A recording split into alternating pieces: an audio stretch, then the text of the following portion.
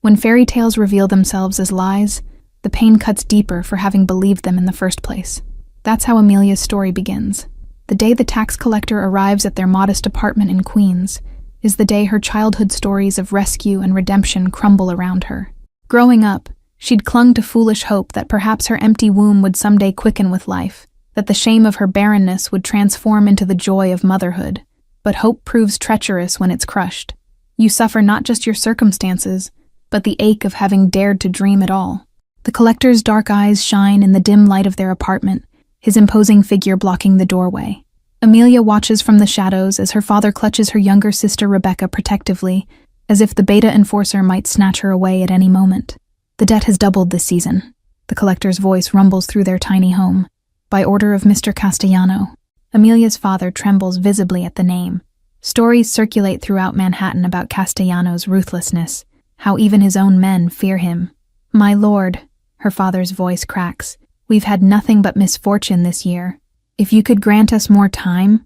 The collector's eyes fix coldly on Rebecca, who whimpers against their father's chest. You know the penalty for failing to pay. The collector sneers at Rebecca's soft beauty. Castellano requires new staff for his Manhattan estate. This one will do nicely. Everyone knows what happens to those who disappear into Castellano's mansion on the Upper East Side. But she's promised to be married, their father protests weakly. She'll give her husband strong children for his family name. He stops suddenly, gaze darting to where Amelia stands in the shadows. Take my eldest daughter instead. The collector studies Amelia with calculating eyes. You offer damaged goods? Her own husband cast her aside after 5 years of marriage. She's proven useless for childbearing, her father says, the words hitting Amelia like physical blows. She tells stories, Rebecca blurts out, then shrinks back from the collector's sharp glance. Beautiful stories. Stories that make you forget the world outside. Amelia closes her eyes briefly, remembering how many times they'd mocked her storytelling, yet now offer it like a prize. Her father shoves her forward. Tell him yourself. Amelia lifts her head slowly, a bitter clarity washing over her. I would be honored to serve Mr. Castellano in any way he wishes, she says, her voice steadier than her heart. The collector studies her for a long moment, something calculating in his gaze that makes her skin crawl. Finally, he nods. The barren one will do. We leave immediately. Outside, a black sedan waits, gleaming in the afternoon sun. As they drive toward Manhattan, leaving Queens behind, Amelia doesn't look back at her family. She'd learned long ago that stories were her only true escape. Tonight, in whatever cell awaits her, she'll imagine a story where her family fought for her, where being different didn't mean being broken. When the sun rises, Amelia catches her first glimpse of Alexander Castellano's mansion. Rising against the bright morning sky, its limestone facade gleams among the luxury buildings of Fifth Avenue, more stunning than anything she could have imagined. The collector, who introduces himself simply as Russo, leads her not through the grand entrance but down a service alley beneath the building. They enter through a staff door, proceeding deep inside to a stone-walled room, where 5 other women huddle together, all looking terrified. A stern woman with steel-gray hair and cold eyes commands them to strip. You're Mr. Castellano's property now, she snaps when they hesitate. What you thought was yours, including your dignity, belongs to him. One by one, they remove their clothes, shivering in the cool air. Amelia moves methodically, folding her garments neatly, refusing to show the humiliation burning beneath her skin, as the woman's critical eyes assess every inch of her body. Into washing chambers next, where servants douse them with water cold enough to steal their breath. Rough hands scrub every inch of Amelia's skin with coarse soap until it feels raw, her hair washed twice and combed painfully free of tangles. Mr. Castellano won't have street filth in his home, the gray-haired woman explains, watching their discomfort with evident satisfaction. Though I doubt any of you will last the month. You're hardly the beauties he usually prefers. They receive simple gray dresses to wear and instructions on castle rules, who to speak to, where not to go, and the consequences of disobedience. Tonight, the woman's voice drops ominously. One of you will serve the master's special guest. The way she emphasizes special guest makes Amelia's stomach knot with dread. Images flash through her mind, being thrown to wolves, offered as some kind of sacrifice to an associate more feared than Castellano himself. Mr. Castellano himself will select which of you has the honor, the woman concludes, looking them over with cold assessment.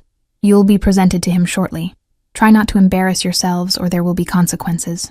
They're led up a narrow staircase to a small antechamber with polished marble floors.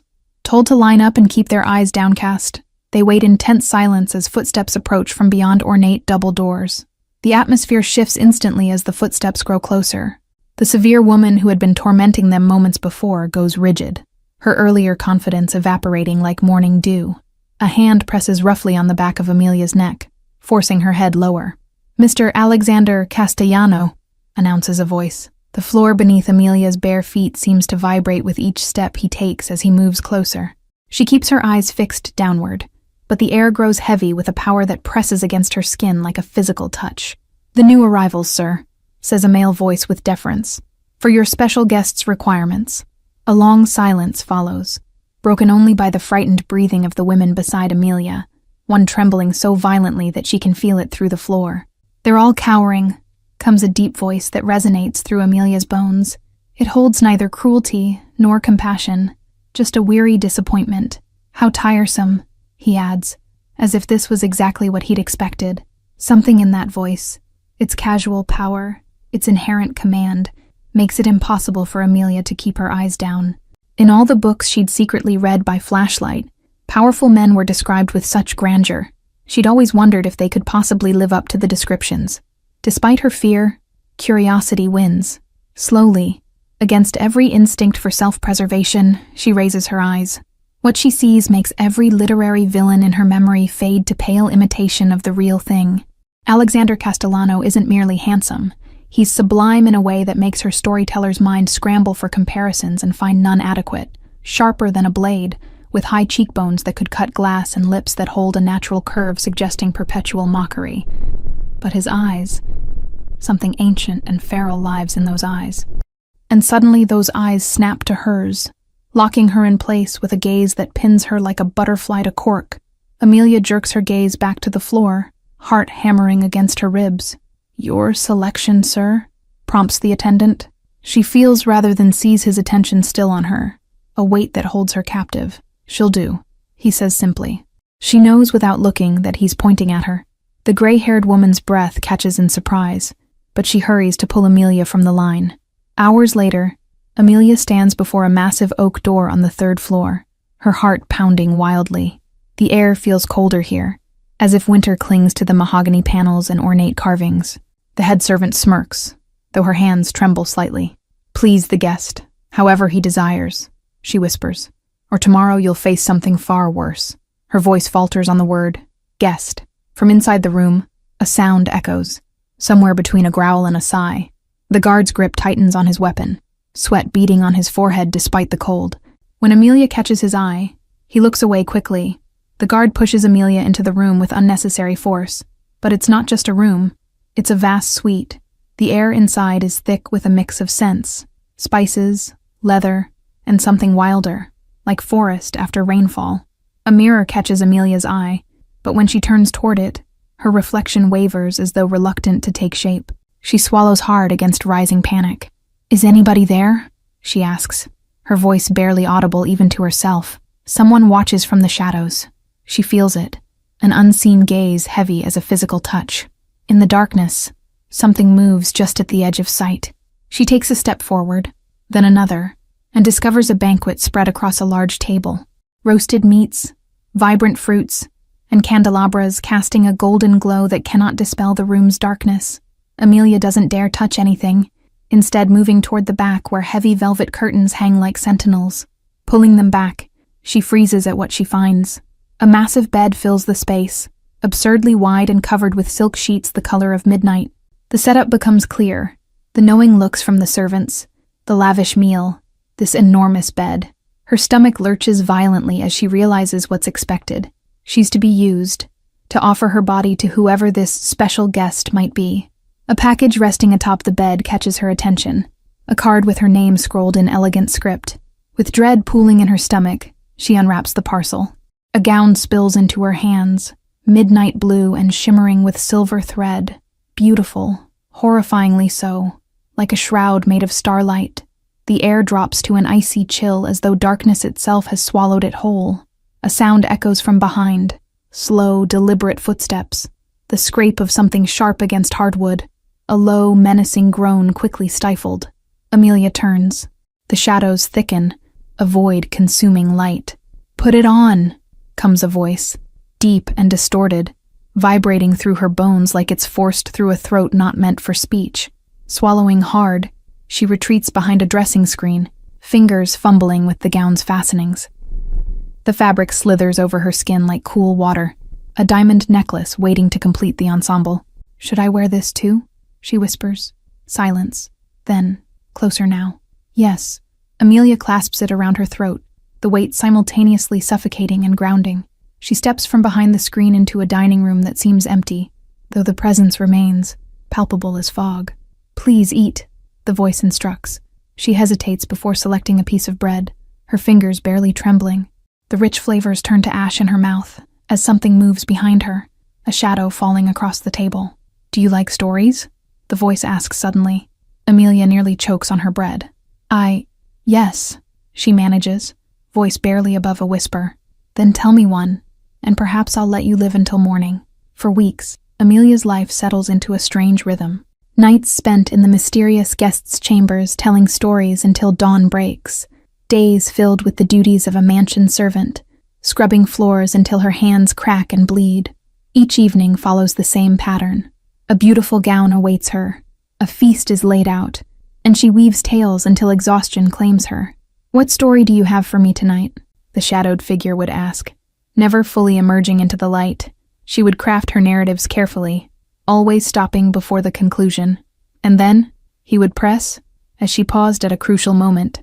"Tomorrow," she would promise with the hint of a smile, ensuring her continued survival. By day, her existence is altogether different.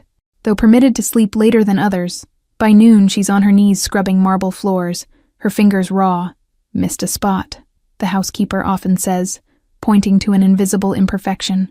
The other servants avoid her, their initial curiosity curdling into something uglier. "His creature," a kitchen maid whispers. "That's why she's still alive." Amelia bears their words in silence. Being alone is nothing new to her. Their whispers follow her through the mansion's corridors, growing bolder with each passing day. "She must be bewitching him," a young footman suggests, crossing himself when Amelia passes by. No woman survives the night chamber this long unless she has dark arts at her disposal.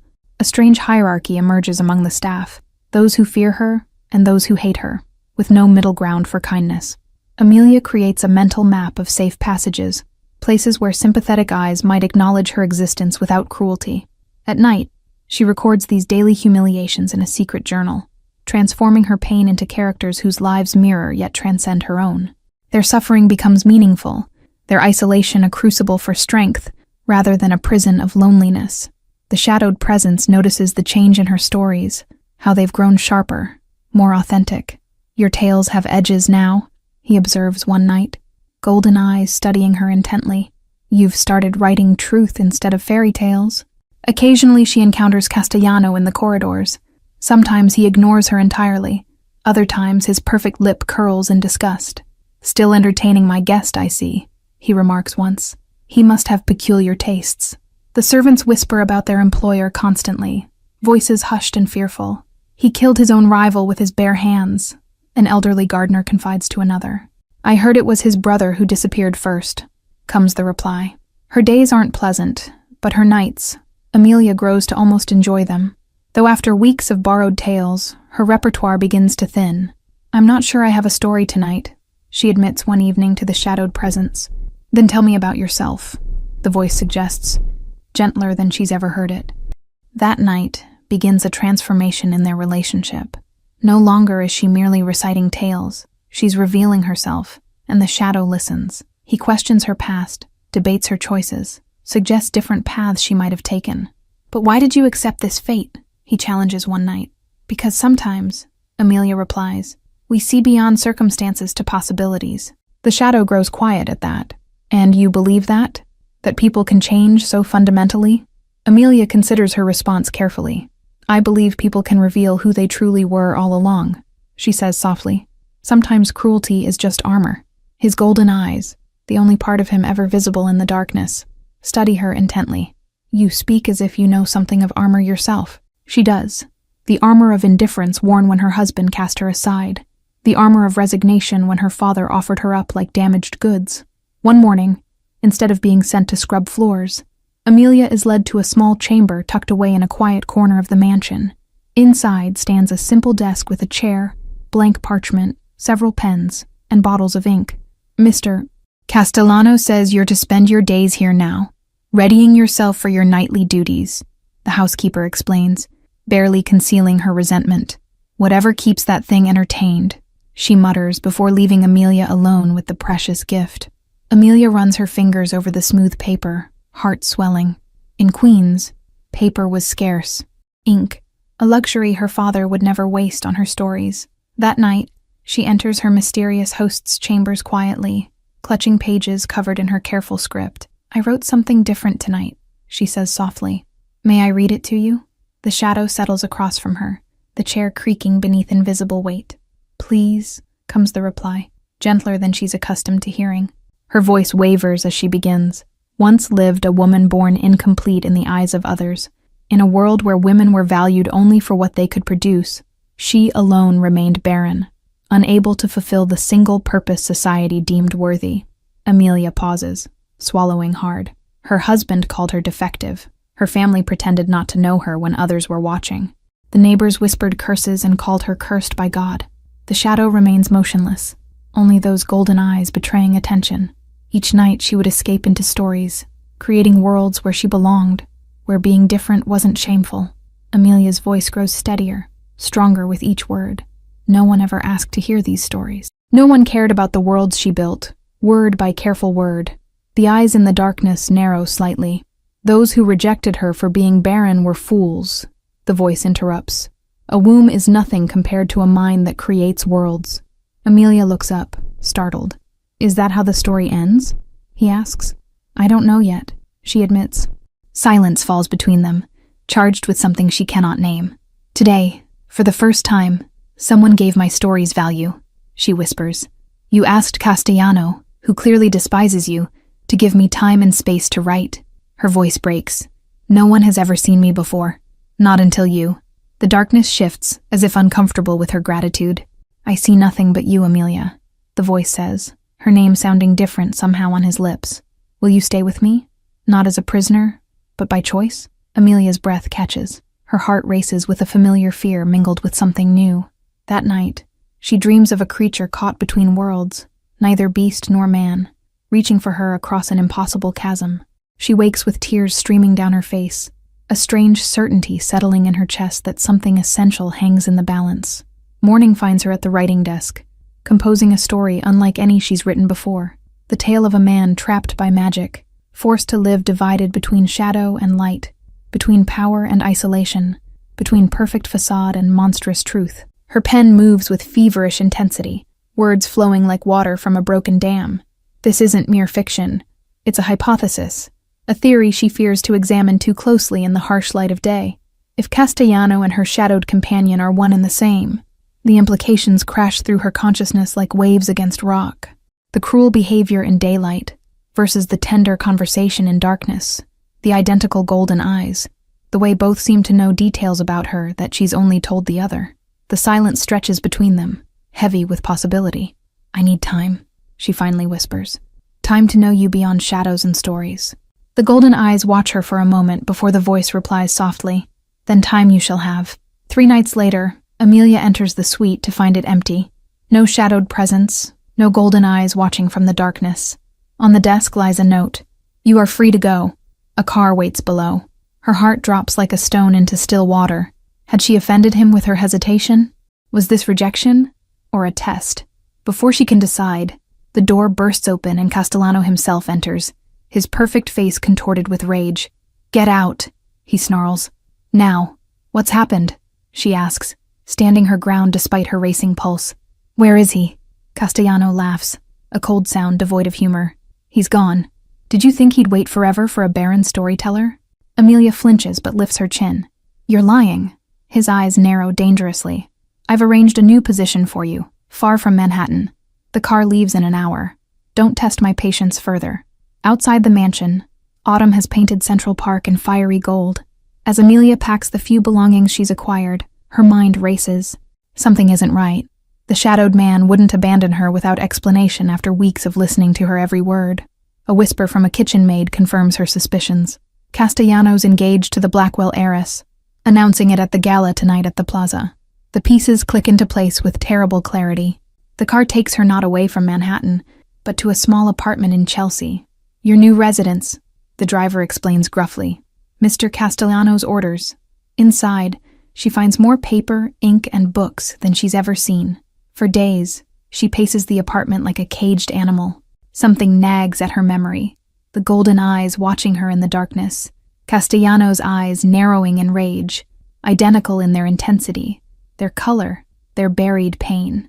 The newspaper confirms the gala, scheduled for sunset at the Plaza Hotel. Without allowing herself second thoughts, Amelia dresses in the midnight gown left behind, slips out the door, and hails a taxi to Fifth Avenue. The grand ballroom of the plaza sparkles with crystal and wealth. Disguised as just another guest, Amelia blends into the crowd, heart hammering as she spots Castellano at the far end of the room, his bride-to-be draped on his arm like an expensive accessory. As the sun begins to set, Castellano grows visibly tense, glancing repeatedly toward the exits. When his eyes sweep across the room, they lock with Amelia's. For one heartbeat, his perfect composure shatters. Pain flashes across his features, raw and unguarded. Around them, Manhattan's elite circle like sharks, oblivious to the storm brewing between Castellano and the mysterious woman in midnight blue. The Blackwell heiress, draped in diamonds that catch the light like tears, notices her fiancé's distraction and follows his gaze. Her perfectly painted lips tighten at the corners, a micro-expression of displeasure that vanishes as quickly as it appears. She whispers something to an attendant who immediately slips away through the crowd, purpose evident in every step. Amelia feels the weight of hostile stares as whispers spread like wildfire through the ballroom. That's her, Castellanos' storyteller. What's she doing here? How dare she show her face? The rumors have preceded her, twisted into something scandalous. The grand clock strikes the hour, its resonant chime cutting through the murmurs. 7 o'clock. Sunset in November. Amelia watches as Castellanos' hand trembles slightly, lifting a champagne glass toward his perfect lips, eyes darting toward the service exit with barely concealed panic. The lights dim for the announcement, but before Castellano can speak, shouts erupt from the entrance. Men with weapons pour into the ballroom, the leader's voice rising above the chaos. The Blackwells send their regards, Castellano. No merger, no peace. The first gunshot splits the air like lightning. Pandemonium erupts as guests stampede toward exits, security guards rushing to protect Castellano and his fiancée. The bride-to-be disappears through a side door, whisked away to safety. But Castellano remains, drawing a weapon of his own. With deadly precision, he takes down 2 attackers before being forced to retreat behind a marble column. From her position against the wall, Amelia sees what others miss, a shooter on the mezzanine taking aim at Castellanos' unprotected back. Without thought, she rushes forward, shoving him aside as the bullet whistles past. They crash to the ground together, his eyes widening in shock. Amelia, he breathes. You were about to be shot, she explains, gesturing toward the mezzanine. Castellano pushes her behind him protectively. Get out of here, he insists, as his bodyguard appears. Sir, there's no time, the man urges, pointing toward the windows. The sun hangs low, a bloated red orb mere minutes from disappearing below the skyline. Go, the bodyguard pleads. An attacker lunges at Amelia, knocking her to the ground. A gun presses against her temple. Surrender, Castellano, the man calls, or watch her die. Castellano freezes, weapon half raised. The bodyguard grabs his arm. Sir, the sun is setting. You must leave now. But Castellano's eyes never leave Amelia's face. Let her go, he commands, voice deadly calm. The sun vanishes. Castellano stumbles, dropping his weapon as pain contorts his perfect features. His expensive suit strains at the seams as his body twists and changes. The gasps around them rise as guests witness the impossible transformation. His spine arches unnaturally. Bones crack and shift. His handsome face elongates, features distorting, skin darkening to deepest shadow. His elegant fingers curve into claws, his entire form becoming the very creature Amelia had only known as a voice in darkness. The beast that was Castellano launches himself at her captor with terrifying speed. No hesitation, no concern for witnesses, only rage at the threat to Amelia. The attacker fires wildly, bullets finding no purchase in the shadowy form. Women scream, and men fall to their knees as the beast moves with impossible grace, his body seeming to absorb the darkness around him, growing stronger with each shadow he consumes. His movement defies physics, defies understanding, yet Amelia recognizes the intelligence behind those golden eyes. The Blackwell heiress emerges from her hiding place, her face a mask of horror and betrayal. "You monster," she whispers, backing away. All this time, her words cut off as understanding dawns. The curse, the rumors were true. Through the pandemonium, Amelia catches fragments of hushed conversations, piecing together the legend that had followed Castellano for generations. A witch's vengeance against his grandfather, passed down through blood, splitting each air between light and shadow. Only a love born of truth, not status or power or beauty, could mend what dark magic had torn asunder. The witch's final cruelty, that the curse would end only when someone loved the beast more than the man, despite knowing they were one and the same. Around them, the battle pauses as even the attackers gape at the revelation. Security regains control, driving back the remaining assailants as Castellano, the beast, the shadow, her storytelling companion, stands in the center of the ballroom, monstrous and magnificent. He staggers, a pained growl escaping him as a bullet wound becomes visible in his side. Amelia approaches without fear, placing her hands on either side of his transformed face. "It was you," she whispers. "All along, it was you. I love you," she says clearly, for all to hear. "Shadow or man, I love you." Something changes in the air, a charge like lightning about to strike. Light emanates from within him, pulsing brighter with each labored breath as the transformation reverses, leaving Alexander Castellano human again beneath the ballroom's chandeliers. His wound healed, his eyes, those familiar golden eyes, seeing only her. Thank you all for following this story. If you enjoyed it, write in the comments where you're watching from, and don't forget to like, subscribe, and share this video, because your support is what keeps me creating these stories for you.